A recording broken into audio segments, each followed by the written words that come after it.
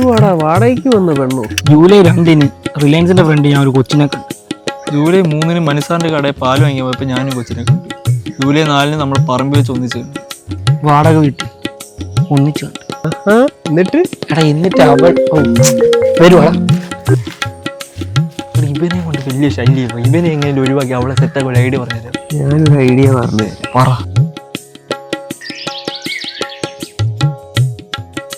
കുറച്ച് റംബൂട്ടാൻ.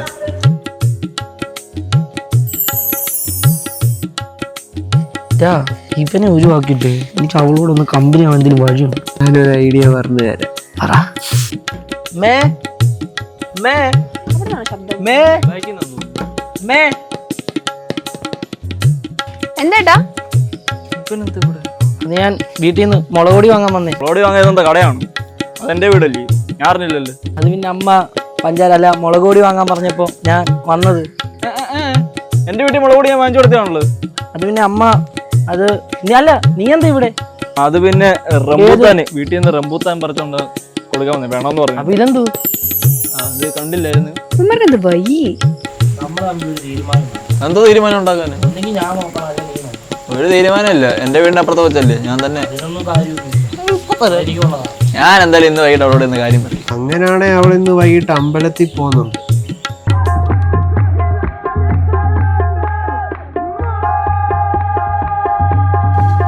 ഞാനൊരു കാര്യം പറയാനായിട്ട് വന്നേ. അത് വേറൊന്നുമല്ല, എനിക്ക് കുട്ടിയെ ഇഷ്ടമാണ്. ഇഷ്ടമോ? എനിക്കിഷ്ടം മോനുനെയാ. മോനോ? അത്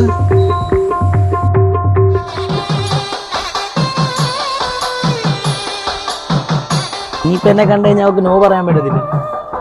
ചെന്ന് കയറി കൊടുക്കും, നല്ല സംഭവം. അതെന്താ? എനിക്ക് മുമ്പ് നീ പോയി പ്രപ്പോസ് ചെയ്തു? അവൾ എന്നോടും പറഞ്ഞു. എന്ത്? മോനും ആ തെണ്ടി അവൻ അവളെ കൊണ്ട് പോയി. ഏത് മോനും? മറ്റേ മോനും ഇല്ലേ നമ്മളോട് ഇത്ര ഐഡിയ പറഞ്ഞ ഓർമ്മ എടുത്ത് ആ തെണ്ടി. മതിലും ചാരി നിന്നവൻ പെണ്ണും കൊണ്ടുപോയി. എന്നെ നോക്കിയ നമ്മളാരായി?